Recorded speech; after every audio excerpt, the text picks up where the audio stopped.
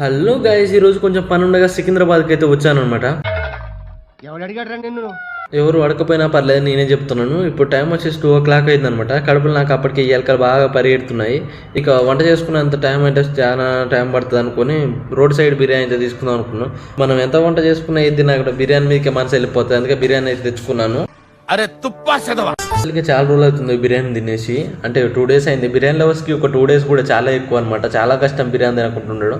రూమ్కి వెళ్ళి ఓపెన్ అయితే చేశాను. ఇక టేస్ట్ వైజ్గా ఎలా ఉందో చూద్దాం. క్వాంటిటీ వైజ్గా అయితే చాలా తక్కువ ఉందన్నమాట. దీని కాస్ట్ వచ్చేసి ఒక 130 rupees అయింది. అంటే మరి బాస్మతి రైస్ లెక్క అయితే లేదు అంతగానే, కానీ లెగ్ పీస్ మాత్రం చాలా బాగుంది. టేస్ట్ వైజ్ అయితే ఓకే, పర్వాలేదు. మరి అంత కాకపోయినా మంచిగా ఉంది అనిపించింది. మనకి ఏ విధంగా అయినా సరే థమ్స్అప్ తెచ్చుకోవాల్సిందే. అసలుకి మధ్యాహ్నం టైం నాకైతే ఫుల్ ఆకలి అవుతుంది. ఇంకా బిర్యానీ మొత్తం తినేసాను. Thank you so much.